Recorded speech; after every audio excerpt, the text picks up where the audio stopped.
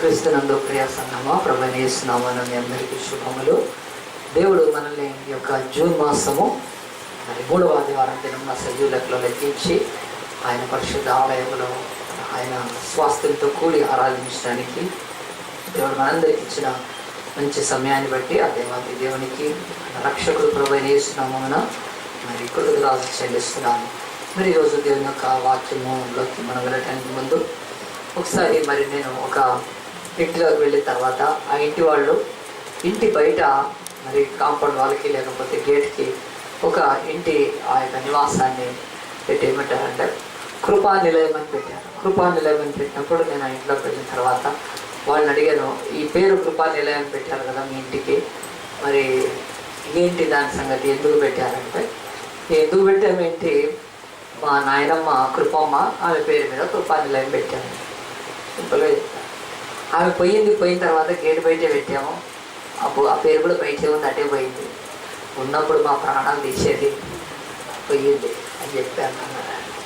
గేట్కి కృపా నిలయం పెట్టి కృపమ్మ నిలబొట్టేశారు, అయిపోయింది, వెళ్ళిపోయింది, వదిలేసినారు. సో వాళ్ళు ఒక నామినల్ క్రిస్టియన్స్గా ఉండి ఏం చేస్తున్నారంటే కృపా నిలయం అని పేరు పెట్టుకున్నారు. మరి కృప అంటే ఏంటంటే ఏం కృప అంటే ఏం లేదు, కృప అంటే మా నాయనమ్మ అంటే పెట్టారా, అయిపోయింది.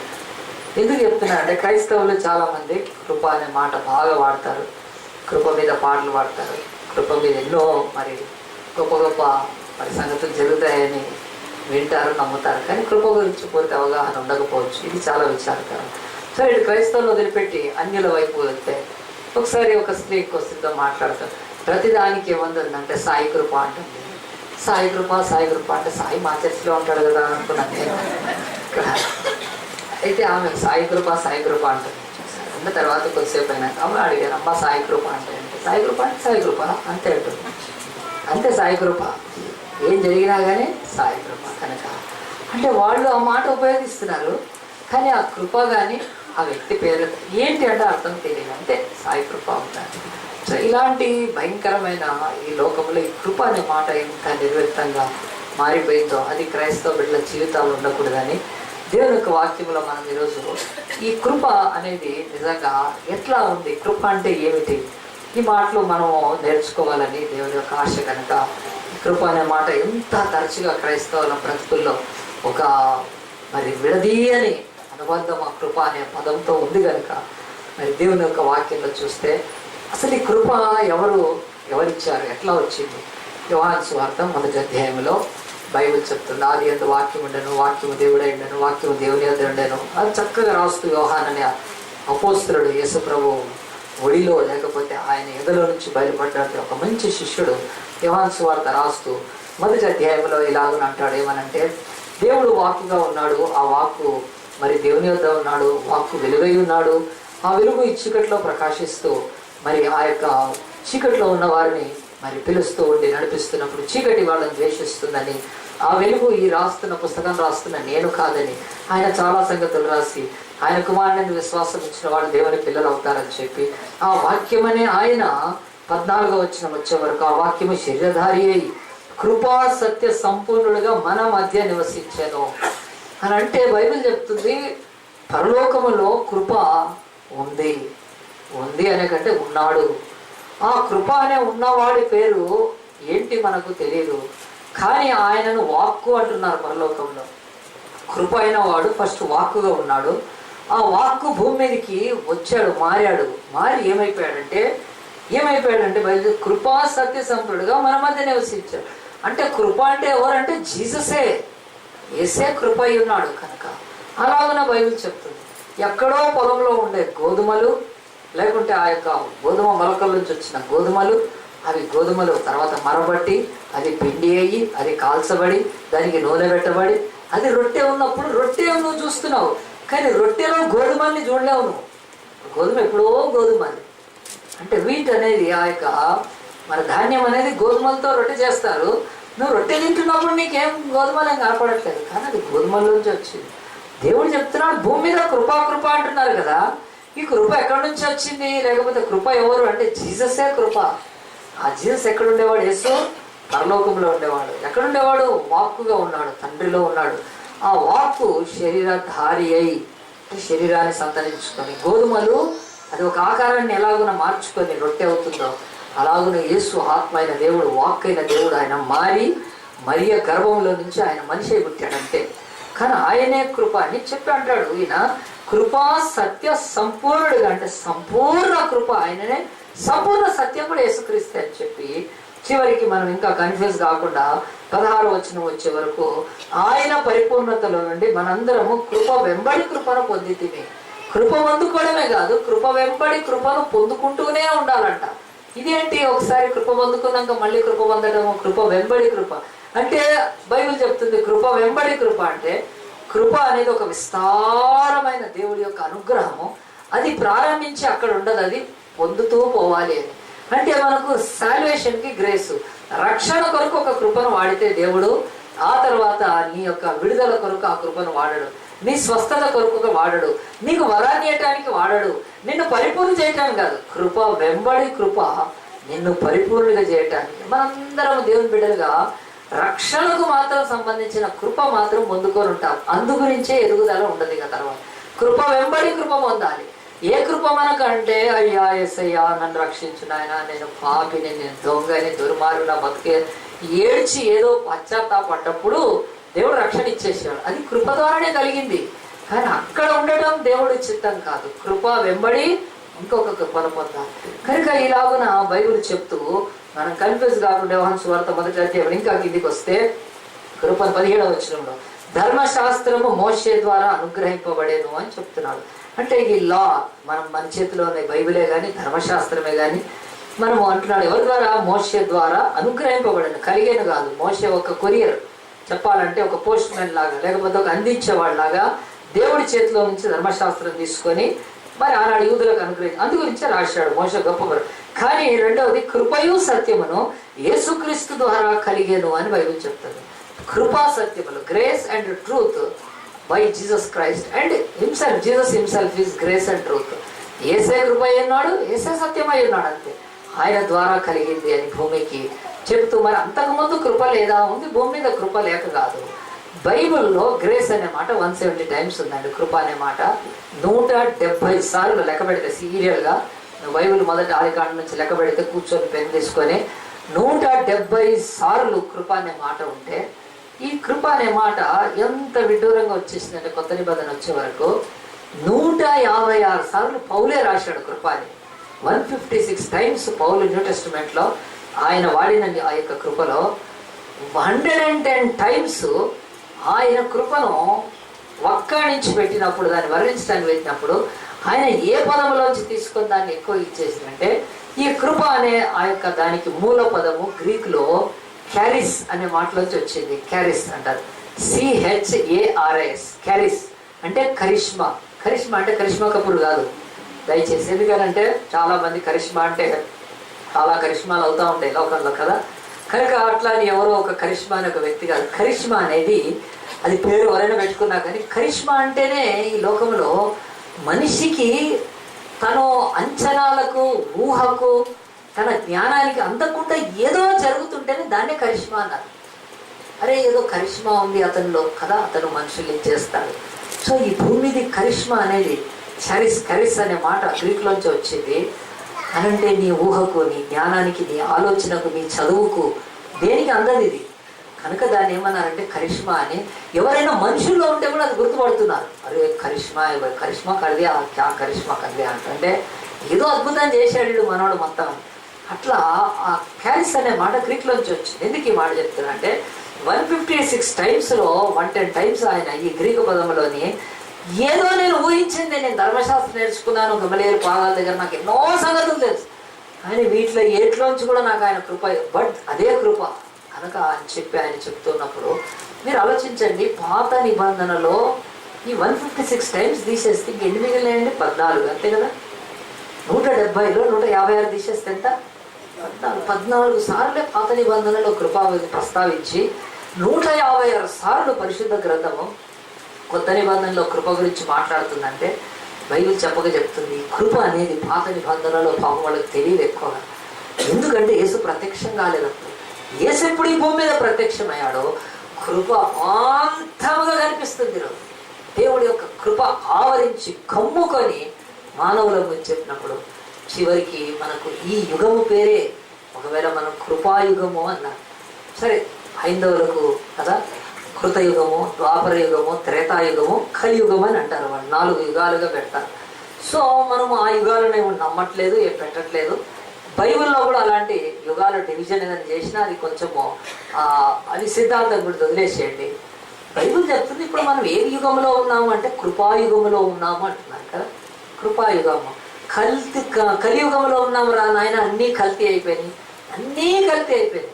కానీ మనము ఆ యొక్క కలియుగం అని చెప్పుకొని అన్నీ కల్తీ అయిపోయినాయి ఇంతే అని చెప్పి మనం ఏదో ఒక విపరీత లేకపోతే బాధకర గీతాలు వాడుతూ కూర్చోమని చెప్పలేదు. వాళ్ళు ఎంత హైందవులు లేకపోతే ఇది కలియుగం అనేది చెత్తాయుగం. అన్ని యుగాలలో నీతి ఉండదు, మనిషికి ప్రేమ ఉండదు, అంతా కలుషితం అయిపోయిన యుగమే కలియుగం. కలియుగం తర్వాత అసలు ఇక భూమి ఉండదు అని చెప్పి చెప్తున్నారు వాళ్ళకు అంత నిరీక్షణ లేకుండా ఉంది కలియుగం. కలియుగం అంటే ఏంటండి? పొడుచుకొని చచ్చి ఎట్లా ఈరోజు ప్రతిరోజు కదా ఎంత తీవ్రమైనవని. కల్తీ లేనిది ఏమీ లేదు అసలు ఈ కాలంలో. పాలల్లో కూడా కానీ ప్రతి దాంట్లో కల్తీ అయిపోయినాక చివరికి తల్లి ప్రేమలో కూడా కల్తీ, లేకపోతే అంత సన్నిహిత సాంబంధ్యాల్లో కూడా కల్తీ ఉంటుందని వాళ్ళు అనడం, బైబిల్ చెప్పడం అంతవరకు నిజమైతే వాళ్లకు మనకు ఉన్న తేడా ఏంటంటే అంటే ఈ యొక్క కలియుగంలో ఇంకా ఏ మాత్రం ఆశ లేదు మనిషి నీతిగా బతకలేడు అని చెప్తుంటే బైబిల్ అంటుంది ఇది కృపాయుగం అని మీరు ఎందుకు అనుకోవట్లేదు? 156 సార్లు కృపను ప్రస్తావించి ఇంత కృప విశేషంగా లభించిన ఏ కాలము లేదు. బహుశా ఇదే ఆఖరి కాలం అని దేవుడు చెప్పాడు. మరి ఆ కృప మనల్ని బలపరచాలి, ఆ కృప మనకు దొరకాలి, ఆ కృప మనము పొందుకోవాలి. కానీ కృపను ఎట్లా పొందుకుంటాం మనం? అదే దేవుడి కృపను ఎట్లా పొందుకుంటాం? ఆయన నాడు కృప వెంబడి మీకు కృపను ఇస్తానంటున్నాడు. అసలు కృప అనే మాటకు అర్థం ఏంటి కదా? దాన్ని లోతుగా వెళ్ళి మనం నేర్చుకుంటే తప్ప మనకు అర్థం కాదు. క్రైస్తవుల నోట్లో అంతా దేవుడి కృప అండి, అంతా దేవుడి కృప అని ఏదో ఒక మాట వరుసకు అంటే మాత్రం దేవుడు చాలా మాత్రం బాధపడతాడు. ఎందుకనంటే మన లైఫ్లో అన్నిట్లలో అభివృద్ధి చెందుతున్నామండి, అన్నిట్లలో అభివృద్ధి చెందాలి కదా, అభివృద్ధి చెందాలి. వేట్లలో అభివృద్ధి చెందాలి మనము కదా. బాగా రంగు పూసుకుంటే కాస్త ఇంకా ఎక్కువగా కావాలి. ఏది ఫేర్ అండ్ లవ్లీ దగ్గర నుంచి దొరికిందల్లా లాస్ట్కి బర్రె పేడ కూడా పూసుకుంటే ఏదో రకంగా కొంచెం రంగు అయితే తేగాలి కదా, అభివృద్ధి రంగు. మరి జుట్టు కూడా అభివృద్ధి చెందాలి కదా, పెరగాలి. కేష్ కింగ్ కదా, డూప్లికేట్ కేష్ కింగ్లు ఎక్కువైనాయని వాళ్ళ బాధ. సో జుట్టు పెరగాలి, రంగు పెరగాలి, ఆ తర్వాత కదా జీతం పెరగాలి, ఆ తర్వాత మన యొక్క పరపతి పెరగాలి. చాలా నిజంగా అన్నిట్లలో అభివృద్ధి కోరుకుంటున్నామండి. మనుషులందరూ అభివృద్ధిని కాంక్షించేవాళ్ళు. అయితే క్రైస్తవులు కూడా మనం కూడా అభివృద్ధి చెందాలని, మన జీతం పెరగాలని, ఇంకా పెద్ద ఇల్లు కట్టుకోవాలని, ఇంకా గొప్ప గొప్ప మరి ఆ యొక్క వస్తువులు వాహనాలు అభివృద్ధి చెందాలని అందరూ ఆశపడుతూ ఉన్నారు. ఇంకా ఎక్కువ చదవాలి, ఇంకెక్కువ సర్టిఫికేట్ రావాలి, ఇంకెక్కువ ఇంక్రిమెంట్ చావు. అభివృద్ధి మంచిదే అండి, చర్చ తీసుకున్న చర్చకి ఇంకెక్కువ మంది రావాలి, ఇవన్నీ ఉన్నా కానీ బైబిల్ మాత్రం అట్లా ఫోకస్ చేయలేదండి. దేవుడు అంటున్నాడు మీ బ్రతుకుల్లో అభివృద్ధి నీ మొహానికి ఉండే రంగు దగ్గర నుంచి ఇంకెన్ని కోరుకున్నా కానీ అవి ఏవి కూడా దేవుడి ఫోకస్ కాదు. దేవుడు అంటున్నాడు అభివృద్ధి చెందవలసింది. అందుగురించే నేను కూడా ఈరోజు చెప్పాల్సిన అవసరం వచ్చింది. పేతురు రాసిన 2వ పత్రిక తీద్దాం మనము. మరి వెనక నుంచి మీరు తీస్తే బైబిల్ వెనక నుంచి మొదలు పెడితే మరి ఒక 5 మరి పత్రికలు వదిలేస్తే పేతురు వచ్చేస్తుందండి. వెనక నుంచి 5 వదిలేస్తే అంటే ప్రకటన వదిలిపెట్టి, యూదా వదిలిపెట్టి, 3 యోహాను పత్రికలు వదిలిపెడితే వెనక నుంచి పేతురు వచ్చేస్తుంది ఈజీగా. ఆ పేతురు పత్రికలోనే 3వ అధ్యాయంలో అంటే ఆఖరి అధ్యాయంలో ఈ పేతురు చెప్తున్నాడు ఆ యొక్క కృపను మేము చూచాము, ఆ కృపతో మాట్లాడాము, ఆ కృపతో మేము ఉన్నాము, ఆ కృప ద్వారానే మేము రక్షింపబడ్డాము అని చెప్పి అంటాడు. 3వ అధ్యాయము 18వ వచనం మన ప్రభువును రక్షకుడునైన యేసుక్రీస్తు అనుగ్రహించు కృపయందును జ్ఞానవంతును అభివృద్ధి పొందుడి అని అంటున్నాడు. అంటే దేవుని బిడ్డలకు ఒక ప్రత్యేకమైన విషయంలో వాళ్ళు అభివృద్ధి చెందాలి అని. ఏమిటంటే ఒకటి కృప, రెండోది జ్ఞానం అండి. నిజంగా చెప్తున్నాను, ఈ కృప అనేది మనం గ్రేస్లోను విజ్డమ్లోనూ కంటిన్యూస్గా డెవలప్ కావాలని, అభివృద్ధి చెందాలని దేవుడి యొక్క ప్రగాఢ వాంఛ కనుక ఆయన ఈ యొక్క పేతురు ద్వారా రాసి పెట్టాడని. మన బ్రతుకులో ఎంతసేపు కృపలో అభివృద్ధి చెందడం అనే దాని మీద మన దృష్టి కానీ మన ప్రయాస కానీ లేకుండా ఉన్నప్పుడు దేవుడు ఏం చేయలేడు. దేవుడు ఈ భూమి మీద అన్ని కృప ద్వారానే చేస్తాడు. కానీ ఆ కృప అంచెలంచెలుగా అభివృద్ధి చెందాలి. ఈరోజు క్రైస్తవ బ్రతుకుల్లో నిరాశ కానీ, నిస్పృహ కానీ, మరి చెప్పాలంటే పేదరికము కానీ, దరిద్రత కానీ, అనారోగ్యాలు కానీ, నష్టము కానీ, క్రైస్తవ కుటుంబాలలో కలహాలు కానీ, మరి క్రైస్తవ సంఘాల్లో ఉండే ప్రతి ఒక్క నీచమైనది కానీ, ధనాపేక్ష అయినా ఎందులో బట్టి కలుగుతుందంటే బైబిల్ సూటిగా చెప్తుంది, కృపలో వృద్ధి చెందనందుకే. ఇంత చిన్న పిల్లోడున్నాడు, ఎంత వెదగైపోయాడు ఒకరోజు, కానీ నోట్లో పెట్టుకొని తిరుగుతున్నాడు అనుకోండి, ఎట్టుంటుంది? ఇంతే పిల్ల ఇప్పుడు ఎంత పెద్దగైంది, 2 నోట్లు వేసుకొని కూర్చుంది అనుకో, ఏం చేస్తారు ఇంకా? అంటే వయసు పెరిగింది, శరీరం పెరిగింది, కానీ బుద్ధి పెరగకపోతే వాళ్ళకు ఎంత వాళ్ళు ఈ సమాజంలో అసమంజసంగా ఉండిపోతారు. అది కావాలని చెప్తున్నాడు. క్రైస్తవులకు కూడా అదే ఎగ్జాక్ట్ దేవుడు చెప్తున్నాడు. దేవుడి అపారమైన నిధులను పొందుకొని ఆయనలో వృద్ధి చెంది దేవుని స్వరూపంలోకి మార్చబడకుండా ఉండిపోవటానికి అడ్డుకునే సంగతి ఏంటంటే కృపలో వృద్ధి చెందట్లేదండి. కృప ఎవరికి అక్కర్లేదు. ఇస్మే కదా, ఇస్మే అంటే ఉష్మిష్మా కాదు, డబ్బులు కదా, దీంట్లో వృద్ధి చెందాలి, అభివృద్ధి చెందాలి, ఇది చెందాలని చూస్తున్నారు. ప్రభు అది కృపలో నన్ను వృద్ధి చేయి అంటే ఆ కృపను ఎరిగితే అప్పుడు దాంట్లో వృద్ధి చెందడం ఏదో తెలుసుకుంటారు. కనుక క్రైస్తవుల బ్రతుకులో చివరికి పౌలు అంటాడు, దేవా ఈ ముళ్ళు నాకు తీసే అన్నప్పుడు ఒకసారి దేవుడు ఏం చెప్పాడు, నా కృప నీకు చాలును. కనుక బైబిల్ అంటుంది పౌలు కూడా ఆ కృప అవసరమైతే, ఆఫ్టర్ ఆల్ మనం ఈ లోకంలో ఇంత కల్తీ ఈ యొక్క చెడిపోయిన లోకంలో బతుంటే మనకి ఎంత కృప కావాలండి.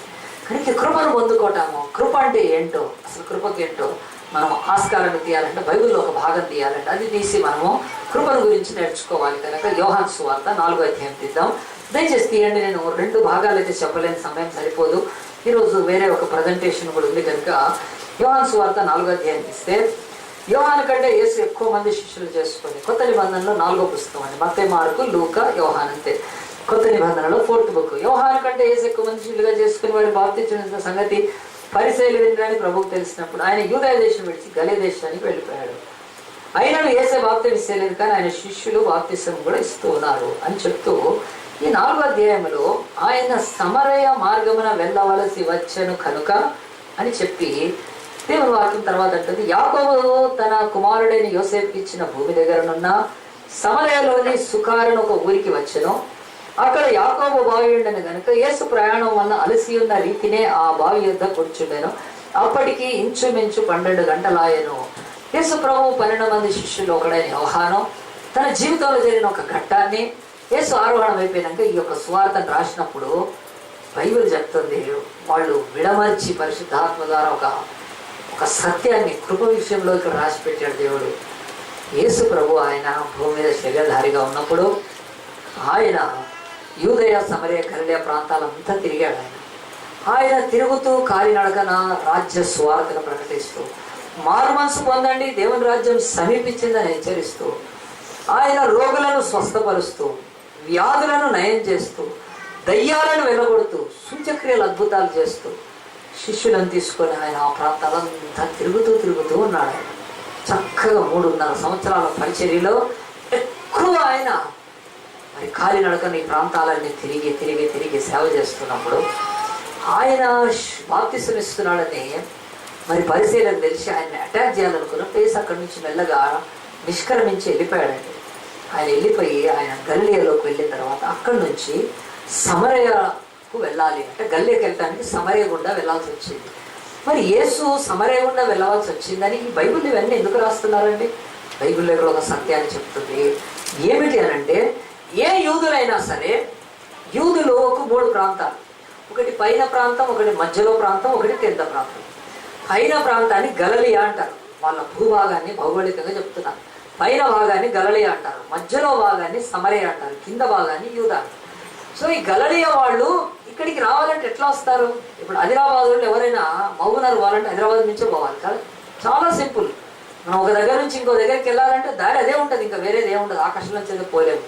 అలాగనే ఈ 3 ప్రావిన్సెస్లో గలిలయలోంచి ఎవరైనా యూదయలోకి రావాలంటే వాళ్ళు సమరయ గుండా వెళ్ళరు. ఎందుకు వెళ్ళారంటే సమరయలు అంటరాని వాళ్ళని వాళ్ళకు ఒక ముద్ర వేసి వేరుపరిచి వాళ్ళను తృణీకరించేశారు యూదులు.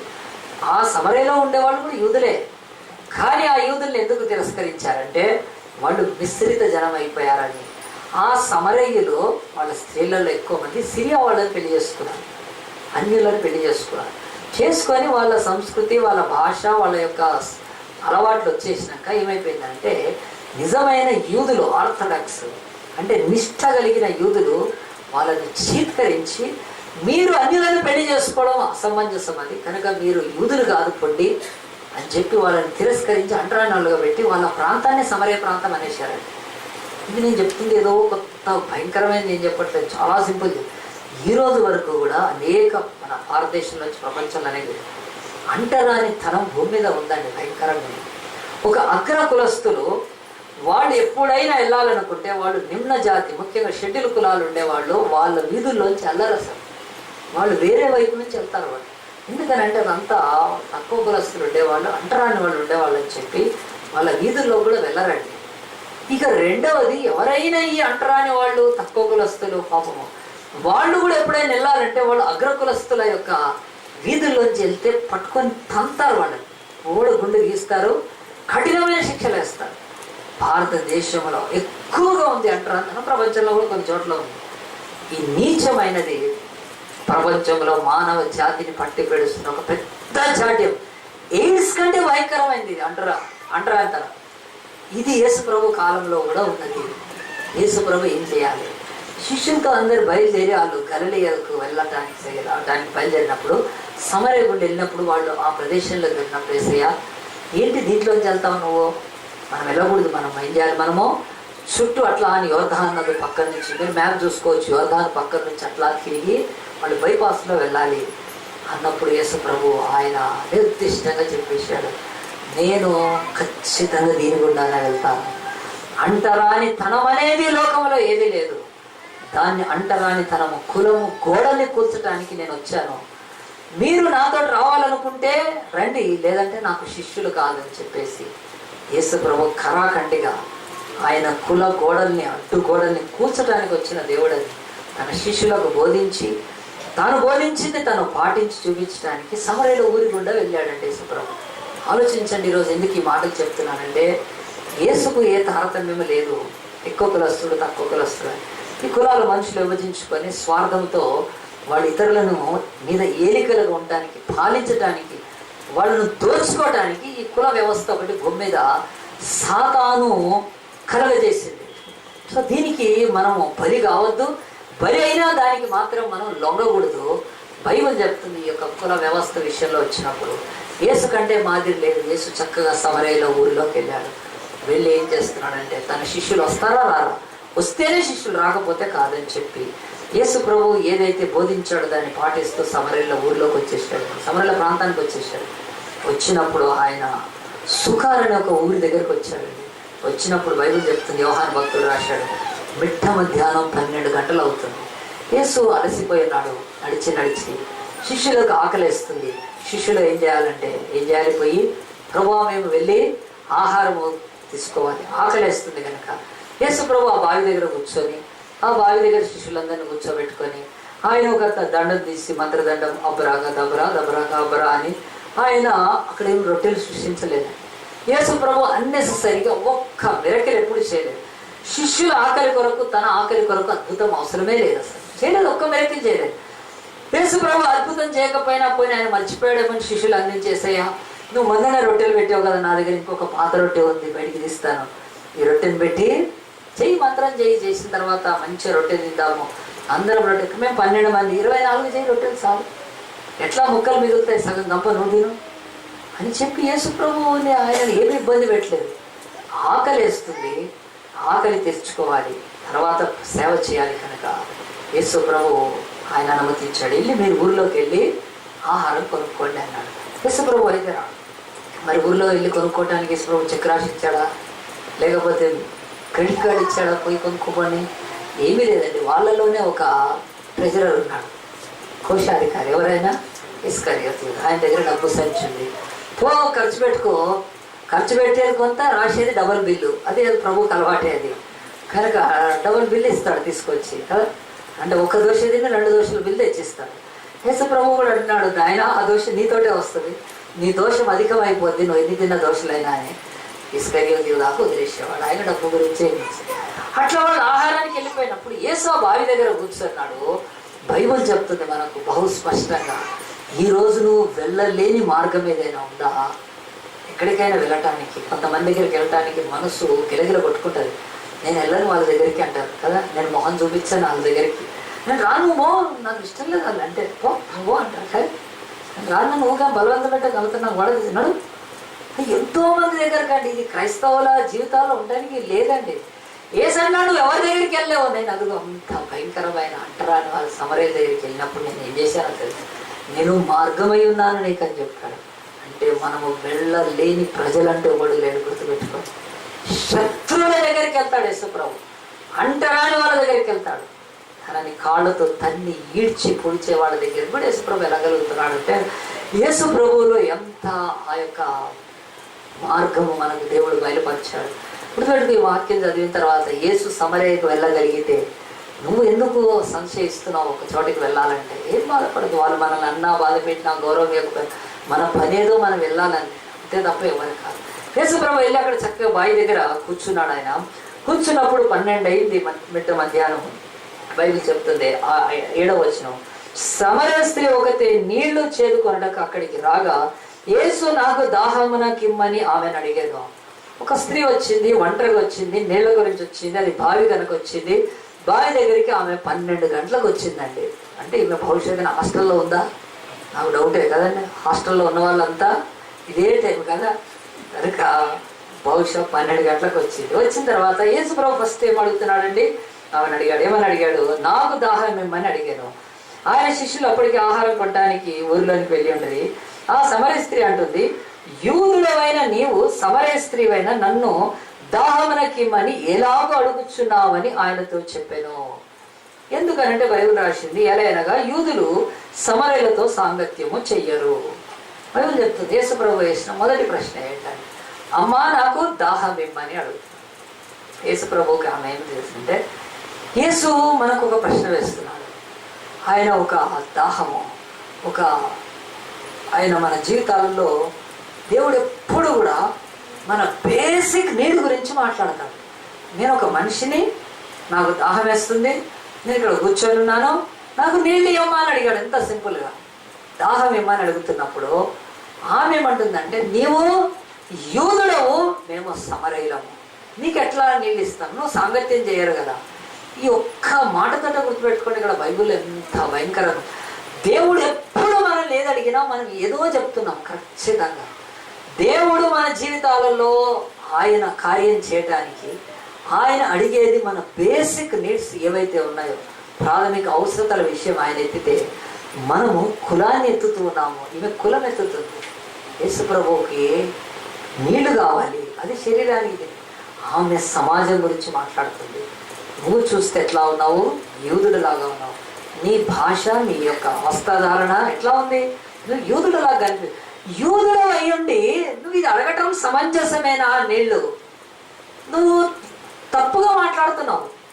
మేము నీళ్లు మీకు ఇచ్చినా తాగరు, మా యొక్క ప్రజల్ని మీరు అంగీకరించరు, మా గ్రామాల్లో అడుగు పెట్టరు, మాతో పెళ్లిళ్ళు చేసుకోరు, మమ్మల్ని దేవాలయానికి రానియరు, మమ్మల్ని అంటరాని వాళ్ళుగా చూస్తారు. ఇలాంటి ఈ విచక్షణకు లేకపోతే ఇలాంటి వివక్షకు గురి అయిన మమ్మల్ని నీళ్ళు అడుగుతున్నావేంటి? నువ్వు సమరయులతో సాంగత్యం చేయగలుగుతావా అని యేసు ప్రభు నీళ్ళ గురించి మాట్లాడితే ఆమె కులం గురించి మాట్లాడుతుందని ఆలోచించండి. ఇది బైబిల్ చెప్తుంది. ఈరోజు కూడా దేవుడు కృప చూపించడానికి ఇష్టపడతాడు, మనము కులం ఎత్తుకొని మాట్లాడుతూ ఉంటాం. ఫస్ట్ ఈరోజు కూడా యేసు ప్రభు దగ్గరికి రావాలని చాలామంది ఏమంటున్నారు. ఎట్లా నమ్ముతాం యేసు ప్రభువుని? యేసు ప్రభు బైబిల్ ఎట్లా పట్టుకుంటాం? ఆయన చర్చికి ఎట్లా వస్తాం? ఆయన బ్రిటిష్ వాళ్ళ దేవుడు కదా, ఆయన తెల్లోళ్ళ దేవుడు కదా, లేకపోతే మన దేశంలో అయితే పనికిరాని కులం తక్కువ దేవుడు కదా. ఇవే మాట్లాడుతున్నారు. ఏసన్నాడమ్మా దాహము నాకు ఆమెస్తుంది, నాకు నీళ్ళ విషయం మాట్లాడు, నీవు కులం గురించి ఎందుకు ఎత్తుతున్నావు? గుర్తుపెట్టుకోండి, ఈరోజు అనేక లక్షల కోట్ల మందికి కృప ఎందుకు దూరం అవుతుందంటే దేవుడు అడిగేది ఒకటి, వాళ్ళు ఇచ్చే జవాబు ఒకటి. ఇది చాలా ఘోరంగా ఉంది. కనుక ఈ యొక్క వాక్యం చివరి ముగించినప్పుడు మీ కృప గురించి అర్థమవుతుంది. చూడండి, యేసు ప్రభు ఓకే సరే ఆ యొక్క మాట మాట్లాడినప్పుడు ఆమె సమరయ స్త్రీ అని ఈయన యూదుడని వస్త్రధారణ వేషంతో మరి యేసు ప్రభు విషయంలో ఆమె కనుక్కొని అంటుంది. అన్నప్పుడు 10వ వచనం, అందుకు యేసు అన్నాడు, నీవు దేవుని వరమును నాకు దాహమునకిమ్మని నిన్ను అడుగుచున్న వాడెవడో అది అడిగి ఉంటే నీవు ఆయన అడుగుదువు, ఆయన నీకు జీవజలం ఇచ్చునని ఆమెతో చెప్పాను. ఈ వచనము కొంచెం క్రిటికల్గా ఉంటుంది. ఇది వ్యవహార భాష కాదండి. బైబిల్లో దాదాపు మనం ఎవరం పుట్టినప్పుడే బైబిల్ ట్రాన్స్లేట్ చేశారు. అప్పటి భాష స్టాండర్డ్ని బట్టి ఈ మాట కన్ఫ్యూజ్గా ఉంటుంది. ఏంటి దేవుని వరం అడుగుతున్నట్టు. కానీ ఇప్పుడు మీరు వ్యవహారిక భాషలు చదువుకోండి, చాలా సింపుల్గా ఉంటుంది. ఈ బైబిల్తో పాటు ఇంకోటి వ్యవహారిక భాష బైబిల్ దొరుకుతుంది, కొనుక్కోండి, తప్పులేదు. ఇలాంటి పదాలు ఏదైనా అర్థం కాకపోతే ఆ బైబిల్ తీస్తే అర్థమవుతుంది. యేసుప్రభు ఇక్కడ రాసింది ఒకటి సింపుల్గా పాస్టర్లు ఎవరని చెప్పేది. యేసుప్రభు ఆమె అడిగిన దానికి ఆమె నీళ్ళ విషయం మాట్లాడుతుంటే ఆమె కులము సమరయులు అటు వెళ్ళిపోయింది. మళ్ళీ యేసుప్రభు ఏం చేశాడు, ఫోకస్ మార్చారండి. అమ్మా నిన్ను దాహం ఎవరు అడుగుతున్నారు? ఆయన వరాలు ఇచ్చేవాడు అంటే నేనే. ఆయనను నువ్వు జీవజలం అడిగితే నీకు ఆ జీవజలం ఇస్తాడు అన్నాడు. అనగానే అప్పుడు ఆమె ఏం చేసిందంటే, నేను ఎవరో ఆయన నన్ను తెలియకుంటున్నాడు, కానీ ఆయన ఎవరో నాకు చెప్పుకుంటున్నాడు కనుక ఆయనను చూసి ఆ మాటలు చూసిన తర్వాత అప్పుడు యేసు ప్రభు యొక్క భాషను బట్టి ఆయన ఖచ్చితంగా యూదుడని ఇక ఏమాత్రం ఎదిగలేదు. వాళ్ళు యూదులు అట్లనే మాట్లాడతారు, చాలా గ్రాంధికంగా మాట్లాడతారు, చాలా మంచిగా మాట్లాడతారు. చూడండి, చాలాసార్లు మన జీవితాల్లో కూడా మనము పైన రూపం చూసి ఒక వ్యక్తిని గుర్తుపట్టలేకపోవచ్చు, కానీ నోరు తెరిస్తే తెలిసిపోద్దండి, చాలాసార్లు తెలిసిపోతుంది. ఒకసారి ఒక ఆమె ఉండేది, ఆమె ఎంత మంచిగా ఉండేది అంటే ఆమెను చూస్తే ఎవరు ఐఏఎస్ ఐపీఎస్ అనుకునేవాళ్ళు, అంత స్టాండర్డ్ అనమాట. కానీ ఆమె నోరు తెరిచిందంటే బండారం బయటపడేది మొత్తం అనమాట. ఎందుకనంటే ఆమె లాంగ్వేజ్ అది ఇక చాలా భయంకరంగా ఉంటుంది.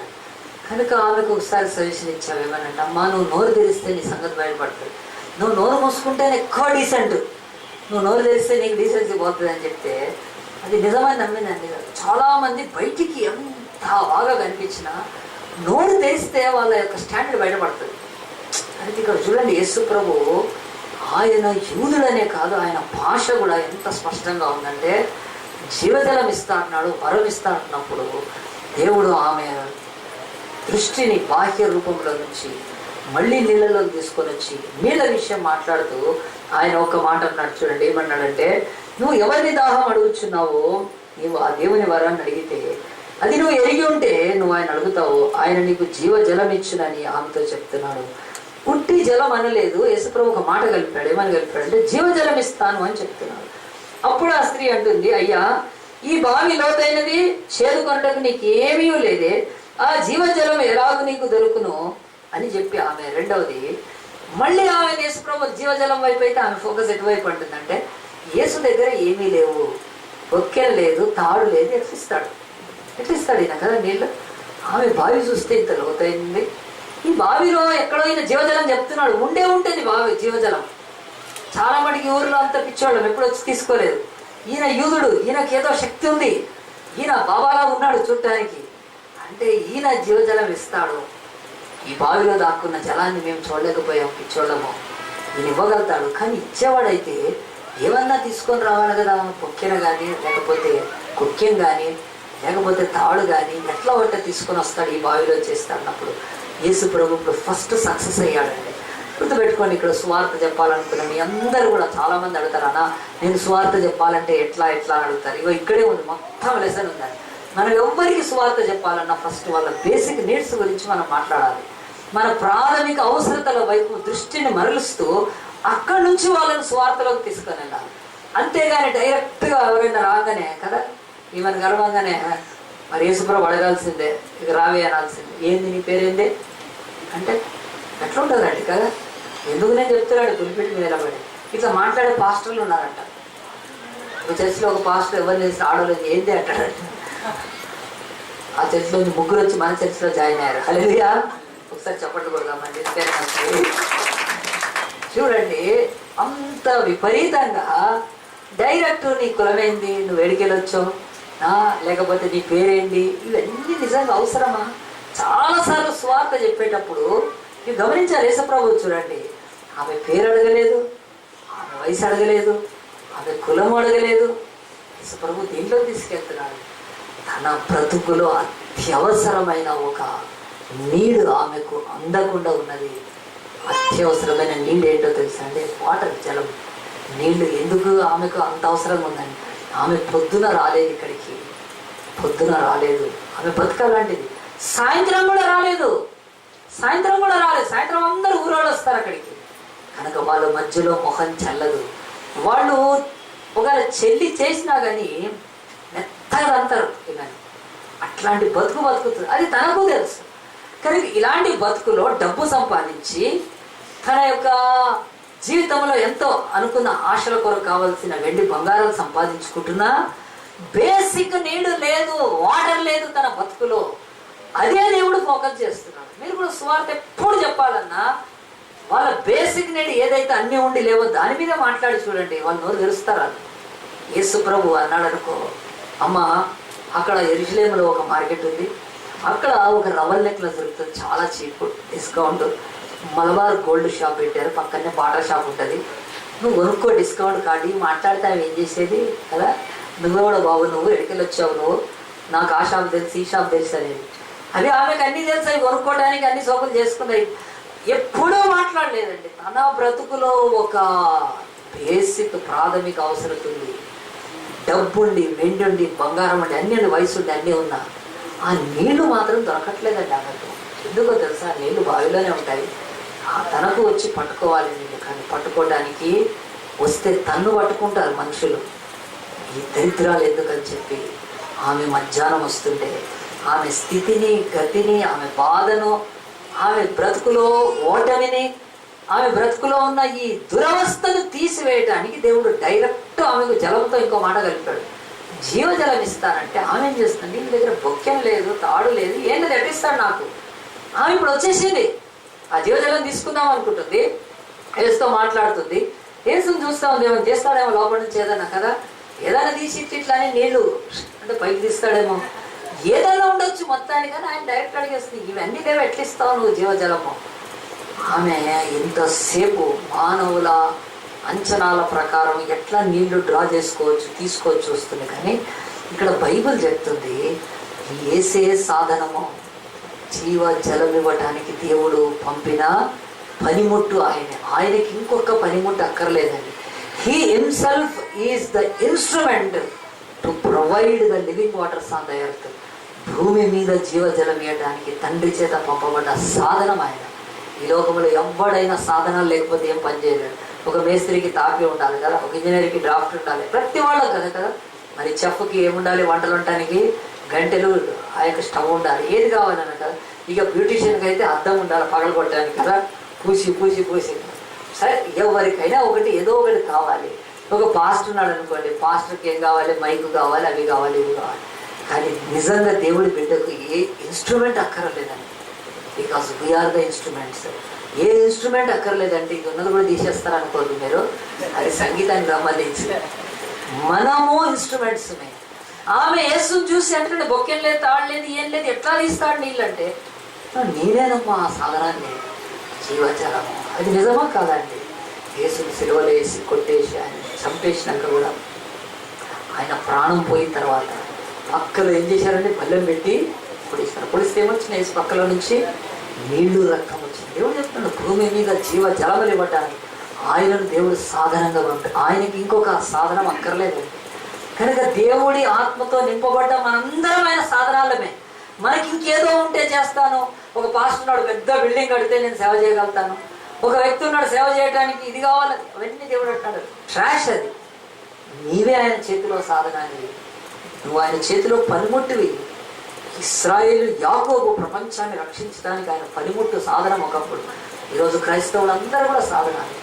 ఆమెను ఏం చేశారంటే, ఓహో ఈమె ఇప్పుడు కొంచెం దారిలోకి వచ్చిందని యేసుప్రభు ఏం చెప్పాడు తెలుసా అండి? బొక్కెన, తాడు, నీళ్లు, ఆమె కొంచెం స్టెప్ ముందుకేసింది. వెంటనే యేసుప్రభు ఇంకొక విషయం చెప్తున్నాడు చూడండి, ఎంత చక్కగా పరిశుద్ధాత్మ దేవుడు రాశాడు. మరి అప్పుడు అన్నప్పుడు అంటుంది, ఆ స్త్రీ అంటుంది, అయ్యా ఈ బావి లోతైనది, చేదుకుంటే నీకేమీ లేదే, ఆ జీవజలం ఎలాగో నీకు దొరుకును అంటుంది. ఆమె ఎంతవరకు ఆయన భౌతికంగా ఆలోచిస్తుంటే, తాను తన కుమారులను పశువులను ఈ బావి నీళ్లు త్రాగి మాకిచ్చిన మన తండ్రి అయిన యాకోబు కంటే నీవు గొప్పవాడవా? చూడండి ఆమె ఎంత మంచిగా సింగులర్ ప్లూరల్ మాట్లాడుతూ వస్తుందో, తారుడు తన కుమారుల పశువులు ఈ బావి నీళ్లు త్రాగి మాకిచ్చిన మన తండ్రి, సమరయులమైన మాకిచ్చిన యూదులవు సమరయులం కలిగిన మన తండ్రి అని మంచి వివరణ ఇస్తుందండి. చాలా మంచి మాట మాట్లాడుతూ ఆమె యేసు ప్రభువుని ఇంకో వైపు తిప్పుతుందండి. ఏమని అంటుందంటే, నీవు మరి అదిగో ఆ యొక్క యాకోబు కంటే గొప్పవాడవా అంటుంది. మన తండ్రి అయిన యాకోబు కంటే నీవు గొప్పవాడవా అన్నది. ఎంత మంచి ఆ యొక్క స్త్రీ, ఎంత మనందరికీ తెలుసు ఆమె ఎంత ఎలాంటి స్త్రీనో. కానీ ఈ స్త్రీ జీవితంలో యాకోబు గురించి తెలియడం ఏంటండి అంటే బైబిల్ చెప్పగానే చెప్తుంది. మనం చాలా చోట్ల ఎక్కడైతే ఏది ఉండదు అనుకుంటా అక్కడే ఉంటుందండి, గుర్తుపెట్టుకోండి. ఏ మనుషులలో ఏది ఉండదు అనుకుంటామో అక్కడే ఉంటుంది. ఇది బైబిల్ చెప్తున్న సత్యం అండి, గుర్తుపెట్టుకోండి చాలా స్పష్టంగా. ఎందుకనంటే ఒక సమరయులని, వీళ్ళకి వాక్యం తెలియదని, ధర్మశాస్త్రం తెలియదని, బలులు తెలియదని, ఆచారాలు తెలియదని, దేవుని ప్రవచనాలు తెలియదని వాళ్ళని తుచ్చంగా తక్కువగా ఎంచిన వీళ్ళకే ఎక్కువ వాక్యం తెలుసు అన్నట్టుగా బైబిల్ చెప్తుంది. సమరయులకు యాకోబు గురించి తెలుసు. ఈరోజు ఈ మాట చెప్పి నేను ఎంత బాధపడాలో అసలు. ఈరోజు వందల వేల క్రైస్తవులకు బైబిల్లో ఓనమాలు తెలియకుండా బతుకుతున్నారండి.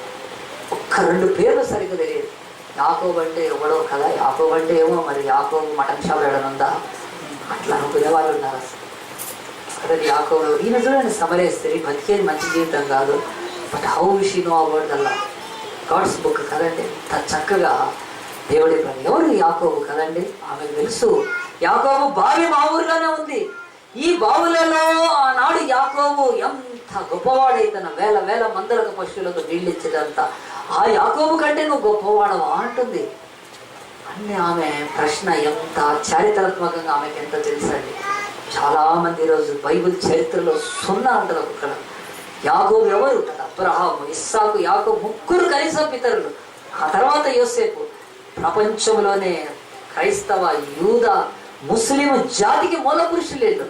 ఆ అబ్రహాం గురించి నీకు ఏమైనా బతుకులో తెలుసా? ఇస్సాకు గురించి తెలుసా? యాకోబు గురించి తెలుసా? రేపు ఈ సమరయ స్త్రీ పోతే మనం తల దించుకోవాల్సి వస్తుంది పరలోకానికి ఎంతగా. ఆమె ఒక మామూలు జీవితం జీవిస్తూ ఇలాంటి పుస్తకాలు అచ్చు వేయబడిన కాలంలో, భయంకరమైన పేదరికము, భయంకరమైన పాపం వెలువడిన కాలంలో, రోమా సామ్రాజ్యం ఉక్కు పాదాలతో తొక్కి నలగొడుతున్న సమయంలో కూడా దేవుడి గురించి కొంచెమైనా తెలుసుకొని ఉందండి ఒక సమరయ స్త్రీ కదా. యాకోబు గురించి ఎత్తుతుంది. ప్రియ దేవుని బిడ్డారా, యేసు ప్రభుని ఇప్పుడు పోల్చడం మొదలుపెట్టింది. అంటే నువ్వు నీళ్ళు ఇస్తావన్నావు, ఫస్ట్ సాధనాలు లేవండి. రెండోది ఆ నీళ్ళు ఇవ్వగలుగుతావేమో, కానీ నువ్వు ఇచ్చే యాకోబు కంటే గొప్పవాడవా? అంటే ఈరోజు మనం ఎంతమందికి మనకు పేర్లు తెలుసండి. ఈరోజు ఐపీఎల్ ఆడేవాళ్ళ పేర్లు చెప్పమని చెప్తారు, లేకపోతే ఫిల్మ్ హీరోలు అంటే ఫస్ట్ మహేష్ బాబు తెలుసు అంటారు కదా. అట్లా ఇన్ని పేర్లు. కానీ బైబుల్లో ఒక్క వ్యక్తితో నీకు వ్యక్తిగతంగా పరిచయం ఉందా? నువ్వే కూర్చొని చదివి ఆయన జీవితాన్ని ధ్యానించి నీ బ్రతుకులో దాన్ని ఇనుమడింప చేసుకొని ఆయన గురించి ఎప్పుడైనా నీ యొక్క వేదన సమయంలో, బాధ సమయంలో, కష్ట సమయంలో ఆ తలంపుల్లోకి నేను పరిశుద్ధాత్మ తీసుకెళ్ళటానికి ఎప్పుడైనా బైబుల్లో ఒక్క వ్యక్తి గురించి అయినా నువ్వు ఎరుగుతున్నావా? ప్రతి పాపపు స్త్రీ యాకోబు గురించి మాట్లాడుతుందంటే అలాంటి ఘోరమైన బతుకున్న వాళ్ళు మనం నిజంగా ఎంత చక్కగా ఎన్ని సంగతులు తెలియాలంటే. దేవుడు అంటున్నాడు, ఓ యూదులారా మీరు గర్విస్తున్నారు కానీ సమరయులే వాక్యం ఎరిగిన వారు. ఓ యూదులారా మిమ్మల్ని మీరు ప్రేమించారు కానీ సమరయుడు కథ చెప్పి మరి దేవుడు మంచి సమరయుడు అని చెప్పిపోయాడు. అంటే బైబిల్ అంటుంది మనుషుల అంచనాలు వేరు, దేవుడి యొక్క యథార్థ వాస్తవాలు వేరు. దయచేసి మీరు ఎవరిని కూడా తొందరగా ప్రీ జడ్జిమెంట్ అంటారు కదా, చేసి వీళ్ళు పనికిరానోళ్ళు, వీళ్ళు లేదని ఒకవేళ ఇంతకాలం అన్న ఇప్పుడైనా నువ్వు మార్చుకో. యేసుకు తెలుసు అనలేదు యేసుప్రభు సమరయుల దరిద్రులు, వాళ్ళు దేవుడు లేని వారు వాళ్ళ దగ్గరికి వెళ్ళి వాళ్ళతో మాట్లాడి రక్షించడానికి ఇష్టపడిన యేసుప్రభు. ఆమె ఫోకస్ ఇప్పుడు యాకోబు మీదకి వెళ్తే చెప్పండి, యాకోబు కంటే గొప్పవాడు యేసుప్రభు కదా. ఇప్పుడు యేసుప్రభు ఏమనాలి కదా, నేను యాకోబు కంటే ముందున్నాను అన్నాడు అనుకోండి. ఆమె ఎత్తింది యాకోబు కంటే, కానీ యేసుప్రభు అనలేదు. చూడండి యేసుప్రభు ఏమన్నాడు చూడండి. తర్వాత ఈ నీళ్లు త్రాగు మాకు ఇచ్చిన మన తండ్రి అయిన యాకోబు కంటే నువ్వు గొప్పవాడవా 13వ వచనం అని ఆయన అడిగితే యేసుప్రభు యాకోబు గురించి ఒక 10 నిమిషాలు ఇవ్వాలి కదా, కానీ అనలేదండి. అందుకు యేసు ఈ నీళ్లు త్రాగు ప్రతివాడు మరల దప్పిగొను అని చెప్పి ఆయన వెంటనే మళ్ళీ నీళ్ళ గురించి వచ్చేసాడు. స్వార్థ చెప్పట్లో ఇది ఒకటి. వాళ్ళు ఏమంటారంటే మీరు యేసుప్రభు నమ్ముకోండి అంటే వాళ్ళు చాలా మంది మనతో అంటారు తెలుసా, యేసు ప్రభు ఆయన లేటెస్ట్ గాడ్ అండి. మా దేవుళ్ళు త్రేతాయుగం నుంచి ఉన్నారు, ద్వాపరయుగం నుంచి. నువ్వు ఇటు మాట్లాడితే అడిపోతా ఉంటారు. ఇంతేనండి, చాలా మటుకు మీరు మాట్లాడి చూడండి. యేసు ప్రభు మొన్న వాడండి, మొన్న ఈ బ్రిటిష్ వాళ్ళు వచ్చినప్పుడు అంతకుముందు యేసు మతం చాలా ఇది అని ఈ హిందుత్వాన్ని ప్రీచ్ చేసే వాళ్ళందరికీ ఒక పచ్చి అవివేకం, అజ్ఞానం. అసలు హిందూయిజమే ఫస్ట్ ఉంది, క్రిస్టియానిటీ తర్వాత. అసలు క్రిస్టియానిటీ దేంట్లోంచి వచ్చిందో తెలుసుకోవాలి. ఫస్ట్ జ్యూస్లోంచి వచ్చింది, యూదుల్లోంచి. యూదులు ఎప్పటి నుంచి ఉన్నారు? వాళ్ళు సనాతనంగా ఉన్నారు.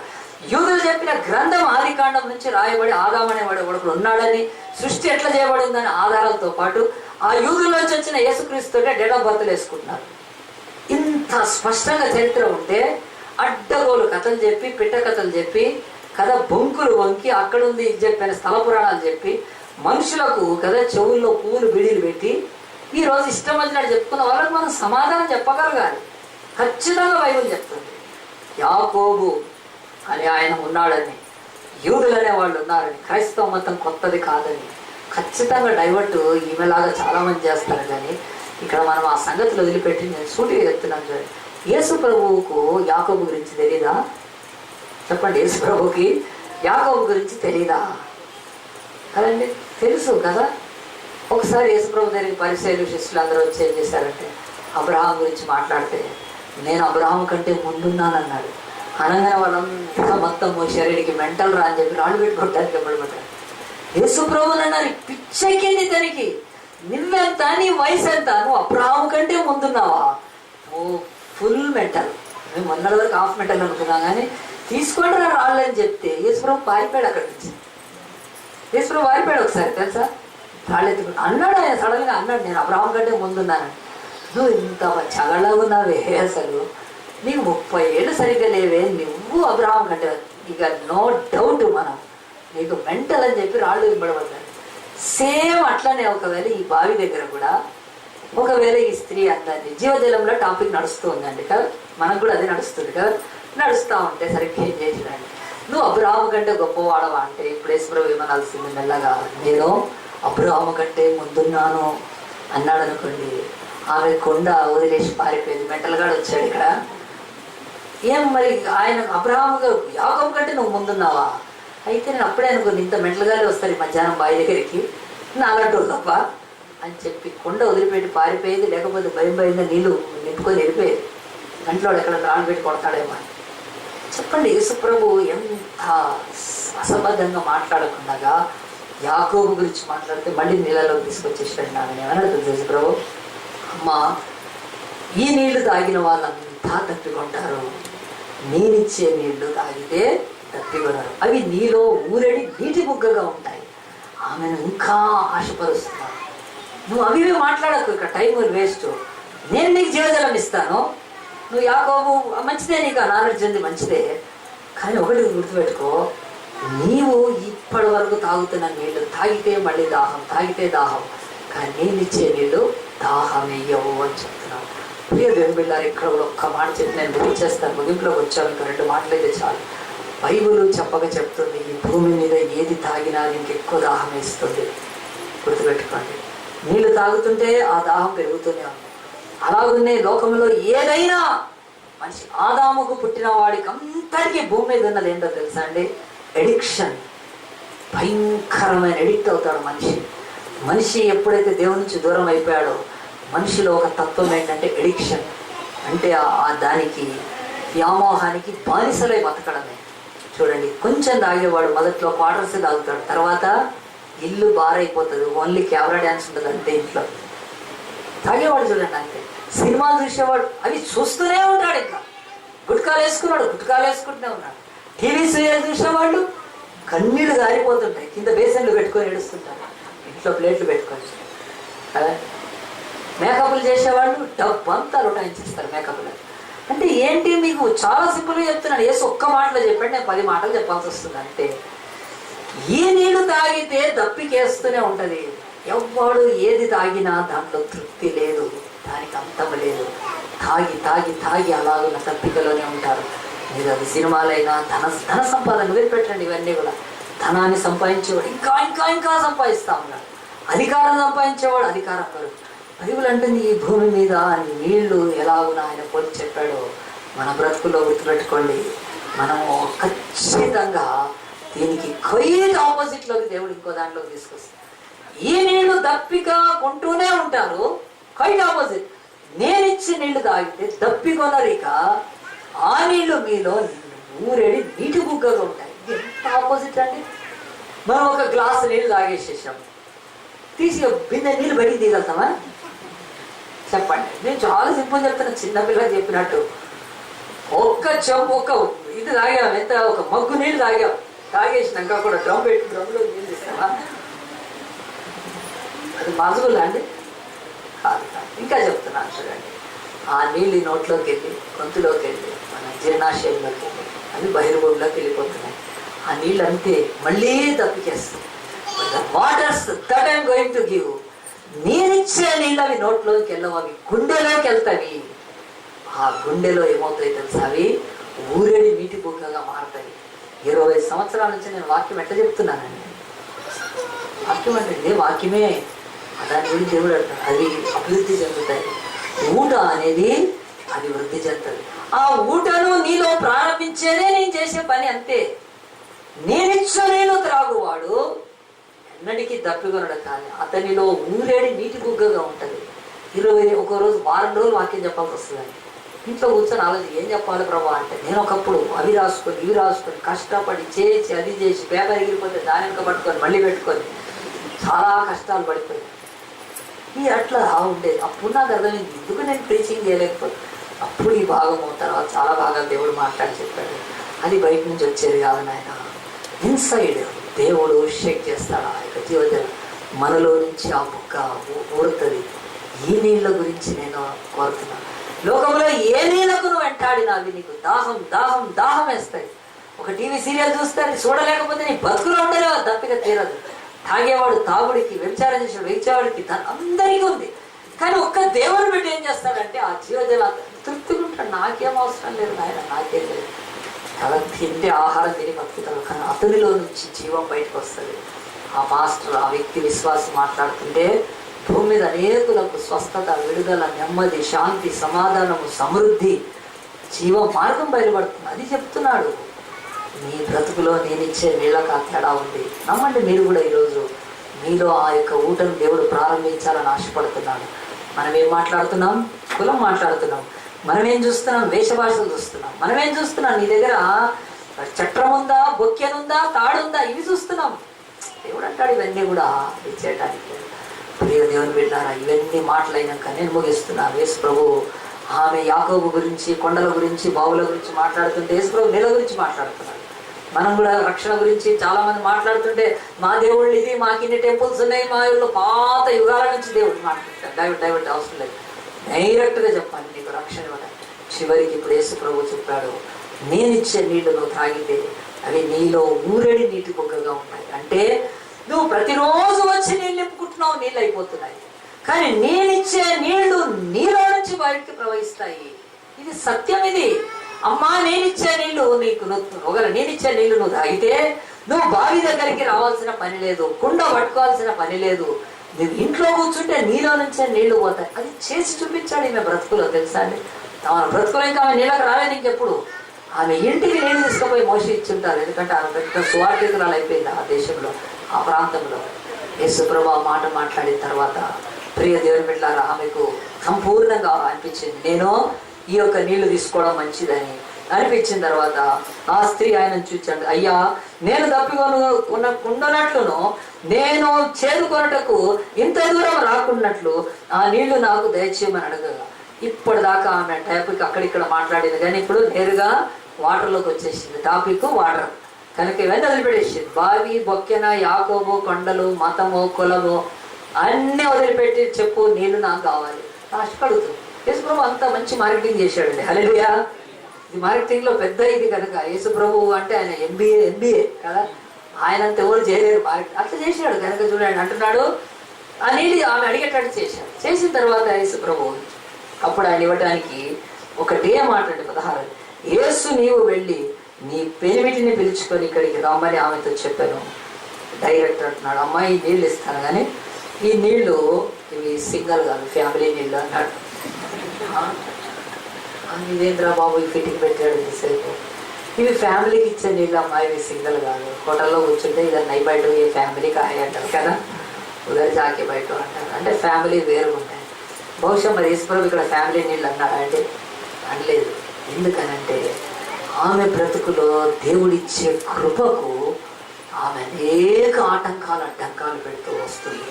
దేవుడు అడ్డంకాలను తొలగిస్తున్నాడు. ఆయన కృపమయుడు, కృప చూపుతున్నాడు. ఆమె కృపకు ఆటంకాలు పెడుతూ వచ్చి చివరికి అన్నప్పుడు ఆఖరిగా అన్నాడు, నీ వెళ్ళి నీ పెరిమిటి నీ భర్తను తీసుకొని రమ్మన్నప్పుడు ఆమె ఏం చేసిందనంటే ఎంసెట్లో ఇచ్చినట్టు జవాబు 1 wordలో ఇచ్చిన భర్త లేడని సూటిగా చెప్పిందండి. 1 word ఆన్సర్ అంతే, సింపుల్ బిడ్ పేపర్ ఇచ్చినట్టు ఇచ్చింది. చెప్పేదానికి యేసు ప్రభు ఎంత అప్రిషియేట్ చేశాడు చూడండి. యేసు ప్రభుతో అంటుంది, అయ్యా యేసు నువ్వు వెళ్ళి నీ పెరిమిటి తెమ్మని రాస్తుంది. నాకు పెరిమిటి లేడనగా, అంతే, నాకు పెరిమిటి లేడు, నాకు హస్బెండ్ లేడు అంటే యేసు ప్రభు కూడా ఆగలేదు. వెంటనే యేసు ఆమెతో, నాకు పెరిమిటి లేడని నువ్వు చెప్పిన మాట సరి. అందరం ఒకసారి చప్పట్లు కొడదామండి. దేవుని వాక్యం చెప్తుంది, యేసు ప్రభుతో మాట్లాడుతున్నప్పుడు అబద్ధాలు మాట్లాడడం అర్థము. యేసు మన మాటను సరి అనాలి, అప్పుడే మనము ఆయన కృపకు పాత్రలం అవుతాం. చర్చిలకు 50 ఏళ్ళు వచ్చినాడు కూడా కృపకు పాత్రుడు కాడండి చెప్తున్నారు. 50 years లేకపోతే సెంటినరీ చర్చిలు ఇప్పుడు ఎక్కడ చూసినా సెంటినరీ కదా. సెంటినరీలో కూడా ఒకటి సెంటినరీ అయిపోయినా వాడికి కృప మాత్రం ఉండదు. ఎందుకంటే ఫస్ట్ మన దేవుడితో ఏం చెప్తున్నామో సరిగ్గా చెప్పాలి. దేవుడి దగ్గర కూడా సరిగ్గా. ఈరోజు మన మాట సరి అని చెప్పి ఎవరిని అనమంటే ఈజీగా అంటారండి కదా.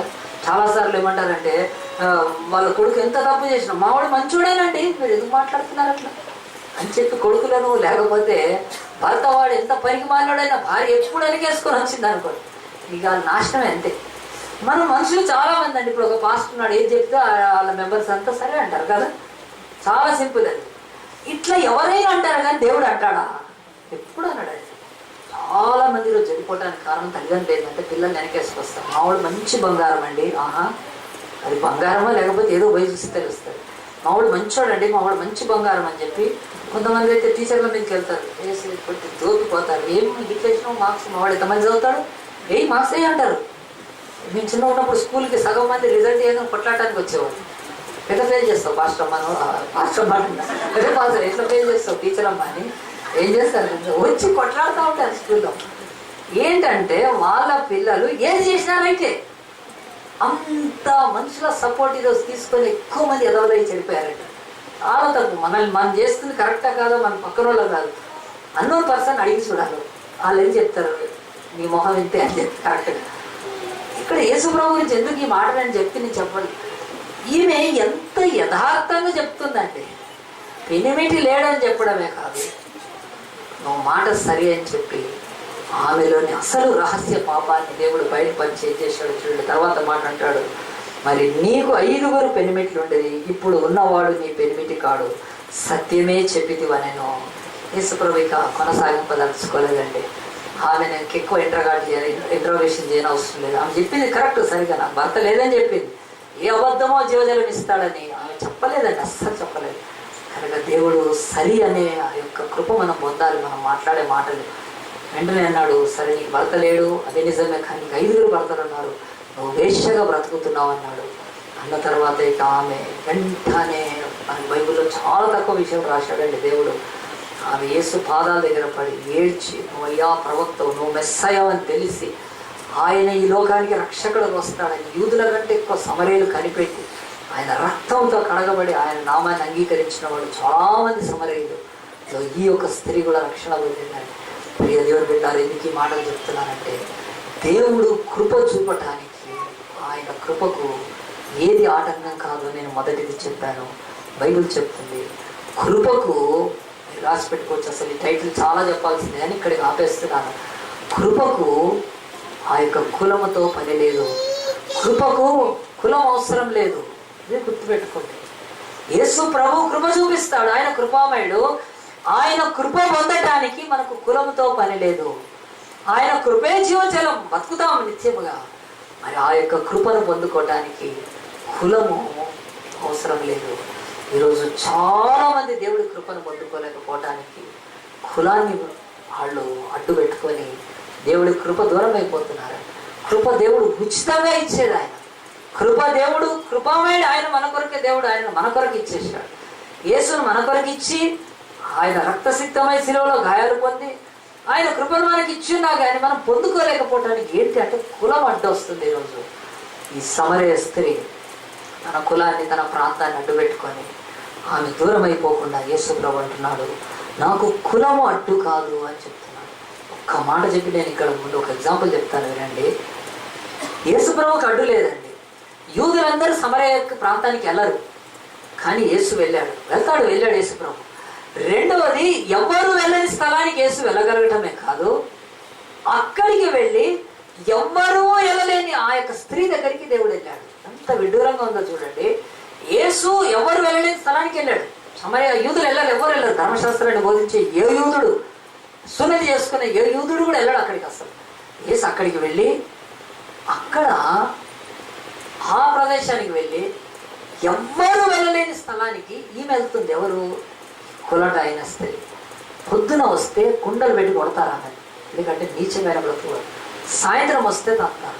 అలాంటిది ఎవ్వరూ వెళ్ళలేని, ఎవ్వరూ చేరుకోలేని స్త్రీని దేవుడు చేరుకున్నాడంటే బైబుల్ ఎంత ఘంటాపదంగా చెప్తుంది.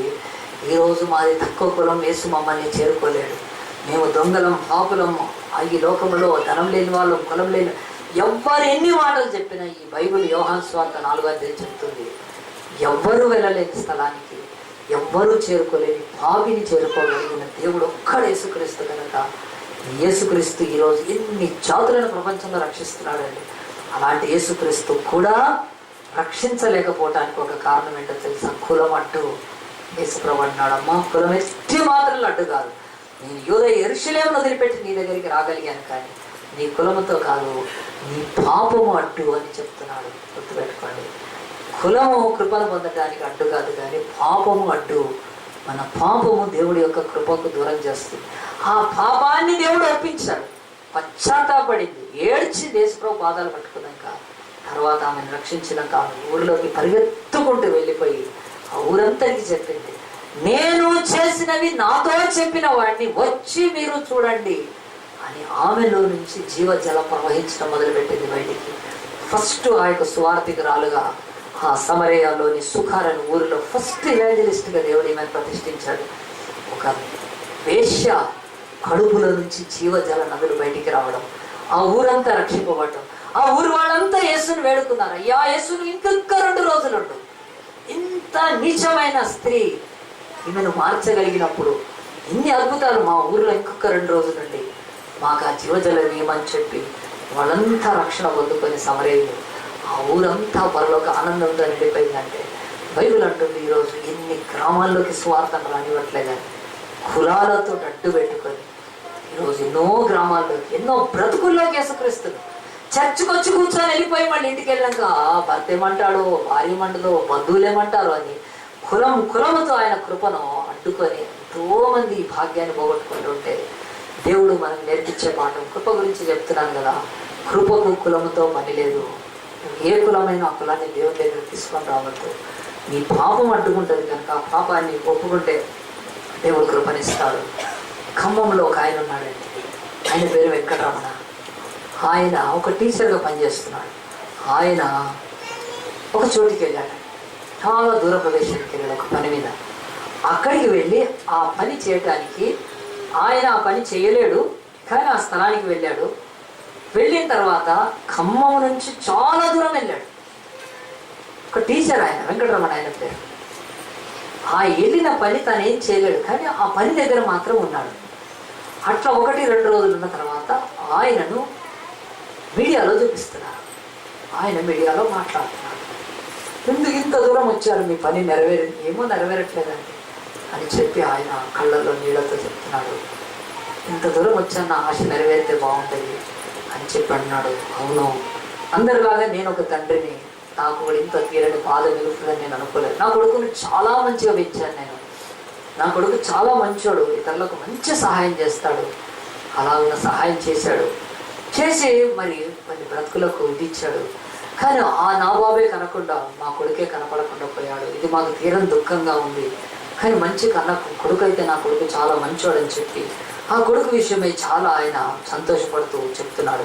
మరి ఏం చేశాడు వాళ్ళ కొడుకు అని అంటే, మరి పోయిన ఆదివారం సాయంత్రం పూట హిమాచల్ ప్రదేశ్లో బియాస్ అనే నది దగ్గర లార్జీ డ్యామ్కు దగ్గరలో మన హైదరాబాద్ ఇంజనీరింగ్ స్టూడెంట్స్ హైదరాబాద్లో ఒక కాలేజ్ ఇంజనీరింగ్ స్టూడెంట్స్ వెళ్ళి విహారయాత్రకి వెళ్ళి అక్కడ నదిలో దిగి ఆ రాళ్ళ మీద ఫోటోలు దిగాలనుకొని అందరూ వెయిట్ చేస్తూ ఉన్నారు, ఫోటోలు దిగుతూ ఉన్నారు. ఇంత లోపల అనుకోకుండా ప్రమాదం, పెను ప్రమాదం. లార్జీ డ్యామ్ యొక్క గేట్లు ఎత్తేసారు. ఆ ప్రవాహం వరద భయంకరంగా రావడం మొదలుపెట్టింది. ఒక్కొక్కరు జారిపోతున్నారు, కొంతమంది తప్పించుకొని బయటపడ్డారు. అప్పుడు ఈ వెంకటరమణ అని ఆయన కొడుకు, ఖమ్మంలో టీచర్ కొడుకు, ఆ అబ్బాయి పేరు కిరణ్, అతను కూడా అక్కడ ఉన్నాడు. తను చచ్చిపోతే తను బతికితే చాలు అనుకోలేదు, కానీ తనకి ఈత వస్తుంది, గజ ఈతగాడు, చాలా మంచి ఈత వస్తుంది ఆ కుర్రాడికి. వెంటనే నీళ్ళల్లోకి దిగి ఒక నవ్య అని, ఆ తర్వాత రేష్మ, ఇంకొక అమ్మాయి, ముగ్గురిని రక్షించాడు తన కాలేజ్ కో స్టూడెంట్స్ని. ఆ రక్షించి వాళ్ళని ఒడ్డుకు చేర్చి, ప్రవాహం ఎట్లా భయంకరంగా వస్తుంది. అప్పుడు ఆ తర్వాత ఇక ఈదలేక ఏమైందో అంటే మనకు తెలియదు అది అని కొట్టుకుంటాడు. ఆ అబ్బాయి ఫోటో కూడా మనకు పేపర్లలో ఎంతో మంది అన్నిట్లలో ఎంతో వేస్తున్నారు, వీడియోలో. ఇక్కడ ఉందండి, కిరణ్ అనే పిల్లోడు గురించి రాసి కిరణ్ రియల్ హీరో అని రాశారు. ఇవన్నీ ఫోటోలు మనం అందరం చూస్తూనే ఉన్నాం టీవీలో, ఛానల్స్. 3 వారం రోజుల నుంచి 24 మంది పిల్లలు గల్లంత అయిపోయినప్పుడు, ఆ గల్లంత అయిన పిల్లల్లో కాపాడబడ్డ వాళ్ళు మాత్రము ఎక్కువ మంది కాకుండా తక్కువ మంది ఉన్నారు.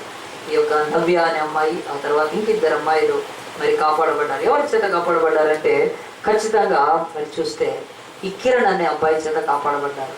నేను ప్రియ దేవుని బిడ్డలారా ఎందుకు చెప్తున్నాను దీనికి, ఈరోజు ఏంటంటే బైబిల్ చెప్తుంది ఈరోజు లోకంలో కూడా దేవుడు ఈ యొక్క నవ్య మిగతా అమ్మాయిల్ని కాపాడటానికి కిరణ్ ద్వారా కృప చూపించాడు. బాగా అర్థం చేసుకోండి, చెప్పేది ఏదో ఒకటి చెప్పి నేను వెళ్ళిపోవటానికి కాదు, కానీ ఇంక సత్యం అర్థం కావాలని ఎగ్జాంపుల్ చెప్తున్నాను. ఈ ముగ్గురి అమ్మాయిల్ని రక్షించడం దేవుడి చిత్తము, వాళ్ళ మీద కృప చూపించాలి. ఆ కృప ఎవరి ద్వారా చూపిస్తున్నాడు? దేవుడు ఈ కిరణ్ ద్వారా చూపిస్తున్నాడు. కృప చూపడానికి కులం అవసరం ఉండదు కనుక ఆ కిరణ్ వాళ్ళు నీళ్ళలో కొట్టుకొని పోతున్నప్పుడు నీ అమ్మాయి నీ కులమేంది అని అడిగాడా? అడగటానికి టైం ఉంటుందా? చెయ్యి పట్టుకొని రక్షించాడు అంతే. అంతే. ఇక ఈ అమ్మాయి ఎవరు? నవ్య, మన కాలేజ్ అమ్మాయి. అంతే, కొట్టుకొని పోతుంది, పట్టుకున్నాడు, చెయ్యి తీసుకొని వచ్చాడు, ఒడ్డుకు వేసేసాడు. పాపం మళ్ళీ వెళ్ళాడు, ఇంకొక అమ్మాయిని తీసుకొచ్చాడు, ఇంకొక పాపం వాళ్ళు గట్టిగా అరిస్తే ఇంకా తర్వాత ఎక్కడో అక్కడ కొట్టుకొని పోయాడు. అయితే ఈ అబ్బాయి కూడా లేడు, ఇప్పుడు చచ్చిపోయాడు. ఈ అబ్బాయి చచ్చిపోయి ఉంటాడు, మనకు తెలియదు. మొత్తానికి అయితే 4 రోజులు అయిపోతుంది. కిరణ్ అనే అబ్బాయి చచ్చిపోయాడు. వాళ్ళ నాన్న ఏడుస్తున్నాడు అక్కడ నది దగ్గర. ఇప్పుడు పిల్లల్ని కాపాడాడు, నా కొడుకు ప్రాణం పోయిందని చెప్పి ఏడుస్తున్నాడు. మరి ఇలాంటి పరిస్థితుల్లో ఇక్కడ బైబిల్లో నుంచి మనం వెళ్తే ఏంటి అంటే దేవుడు కృప చూపించినప్పుడు కులముతో పని లేదు. ఎగ్జాక్ట్ ఇదే జరుగుతుంది. ఈరోజు మరణ ప్రవాహంలో మానవ జాతి కొట్టుకొని పోతుంటే యేసు ఇదిగో ఇలాగున పిలుస్తున్నాడు, చెయ్యి చాపుతున్నాడు, పట్టుకోండి నా చెయ్యి, నేను మళ్ళీ మరణ ప్రవాహంలో కొట్టుకొని పోకుండా కాపాడుతానంటే యేసుని అడుగుతున్నారు, నీది ఏ కులం యేసు అడుగుతున్నారు ఈరోజు మనుషులు. నువ్వు మా దేశస్తులో కాదు, మా యొక్క బొమ్మల్లో విగ్రహాలను లేవు, నువ్వు ఎవరివి నువ్వు అని అడుగుతున్నారు. మీ కులం వేరు, మా కులం, మేము పట్టుకోము చెయ్యంటున్నారు. దేవుడు పరితాపిస్తున్నాడు. ఆయన కిరణ్ అనే అతను కూడా వెళ్ళి రాళ్ళు కొట్టుకొని అబ్బాయి ఆ శవం ఏమైపోయిందో తెలియదండి, కానీ ముగ్గురినైతే రక్షించారు. కానీ యేసు ఆయన దేవుని కుమారుడు, సర్వోన్నతుని కుమారుడు కనుక కిరణ్ కంటే కొన్ని కోట్ల రెట్లు ఆయన మానవ ప్రధాన రక్షకుడు కనుక నిగవెల్లా గాయాలైపోయినాయి. తలంతా ముళ్ళ కిరీటంతో, చేతులంతా మేగుల రక్తముతో, శరీరం అంతా కొరడా దెబ్బలతో కొట్టబడి, కాళ్ళల్లో మేకులు కూర్చోబడి ఆయన అంటున్నాడు, ఆ యొక్క సుఖారు ఊరికి వెళ్ళి సమరైలారా, మీకు కృప చూపడానికి నాకు కులంతో పని లేదు, చెయ్యి పట్టుకోండి, మీ పాపాన్ని కడుక్కోండి నా చేతి రక్తంతో, రండి మిమ్మల్ని జీవంలోనికి గట్టు మీదకి తీసుకొని వస్తానని యేసు పరితపిస్తుంటే ఈరోజు కులాన్ని అడ్డు పెట్టుకొని బ్రతికే క్రైస్తవుడా? కులము ఆ తత్వాంతో బతికేవాడు క్రైస్తవుడా? ఆలోచించండి. ఆ ఉధృతమైన ప్రవాహంలో నిమిషాల్లో ప్రాణాలు పోతుంటే కిరణ్ ఎలాగునా కాపాడాడు. కులం అడిగాడా అండి? చిచ్చి ఆ పిల్లోడు మమ్మల్ని ముట్టుకున్నాడు, ఆ కులముస్తాడు అని చెప్తే వాళ్ళకు బతుకనేది ఉంటుందా అని భూమి మీద? ఆలోచించండి. ఎందుకు చెప్తున్నానంటే వీళ్ళ బతుకంతా కూడా వాళ్ళ కో స్టూడెంట్ కిరణ్ కాపాడాడు, మాకు అసలు సెకండ్ లైఫ్ ఇచ్చాడు అని బతికేస్తుంది ఈ భూమి మీద మిగతా అది నాకు. దేవుడు అంటున్నాడు, మీకు అలాంటి ఛాన్స్ ఉండదే, ఈ మరణ ప్రవాహంలో కొట్టుకొని పోతున్నా మీకు ఇంకో లైఫ్ ఛాన్స్ ఇవ్వాలంటే నేనే మార్గం, సత్యం, జీవం, నా ద్వారా తప్ప ఎవడు రక్షణ. ఆకాశం ఎందుకంటే ఏ నామమైన రక్షణ లేదు. ఆ నామము కృప చూపే నామము. ఆయన పేరు కృపామయుడు. ఆయన ఆ కృపను చూపించడానికి దేవుడు తన కులమో అవసరం లేదు అని దేవుడు మనకు చెప్తున్నాడు. ఒక్క మాట 103వ దావీదు కీర్తనలో ఏమని రాయబడింది? ఈ కృప పొందడానికి ఎన్నో మాటలు ఉన్నాయి. కృప గురించి పెద్ద టాపిక్ అండి. 6 నెలలు సంవత్సరం బోధించవచ్చు, అంత పెద్ద టాపిక్ బైబిల్లో కృప అనేది అందరికీ తెలుసు. 103వ దావీదు కీర్తనలో ఏమనుంది? భూమి కంటే ఆకాశం ఎంత ఉన్నతముగా ఉందో ఆయనందు భయభక్తులు గల వారి ఎడల ఆయన కృప అంత అధికముగా ఉందని. ఎందుకు రాశాడు ఆ మాట అంటే, బైబిల్ చెప్తుంది కృప అధికం కావటానికి మన కులముతో, ధనముతో, మన అందచందాలతో, మన టాలెంట్లతో అధికం కాదది. నువ్వు భయభక్తులు వస్తే నీ పట్ల కృప పెరుగుతుంది, దేవుడి కృప అంతే చెప్పేశాడు. ఈరోజు దేవుడు మనకు ఒక మాట తెలివిస్తున్నాడు. ఏంటంటే కృప అనేది యేసుక్రీస్తే, కృప అనుగ్రహించేది యేసుక్రీస్తే. కృప లేకపోతే మనం ఎవ్వరం బతకము. కానీ ఆ కృప మాత్రము, ఆ కృపకు ఏం అవసరం లేదో దేవుడు చెప్తున్నాడు. కులం అవసరం లేదు. అందరం తలలు వంచి దేవుని సన్నిధిలో ప్రార్థన చేసుకున్నాము. ఒక చిన్న ప్రార్థన చేసుకున్నాం. దేవా, నీ కృపను కూడా ప్రభా నా తండ్రి పోగొట్టుకునే దౌర్భాగ్యంలో మరి నేను ఒకటిగా మిగిలిపోవడం ఎంత విచారకరం అవుతుంది ప్రభా. నా బ్రతుకులోను కృప చూపిస్తున్నావు ఆయన. ఆయన కృప ఎల్లలేని కృప, ఆయన కృప శాశ్వతమైన కృప, ఆయన కృప అది పవిత్రమైన కృప. కనుక ఈరోజు మనము ఈ లోకపు తుచ్చమైన మతాలకు, ఈ తుచ్చమైన ఈ లోకములోని సుఖభోగాల కొరకు, ఈ వెండి బంగారాల కొరకు ఆశపడి దేవుడిచ్చే కృపకు దూరం అవుతున్నామేమో. శాశ్వతమైన ఆయన కృపకు, ఈ తుచ్చమైన లోకపు ఆశలకు మనము కులాన్ని పెట్టుకొని కులాము చూపిస్తూ ఎన్ని రోజుల్లో బతకగలుగుతాం? ఆ కుల గోడల్ని కూల్చేసే దానికి యేసునాథుడు వచ్చాడు. ప్రపంచంలో ప్రతి 2 వర్గాల మధ్యలో ఉన్న గోడల్ని కూలుస్తూ కూలుస్తూ కూలుస్తూ ఆ యొక్క శరీరం అంతా, యేసు యొక్క శరీరము ముక్కలు చెక్కలైపోయిందండి.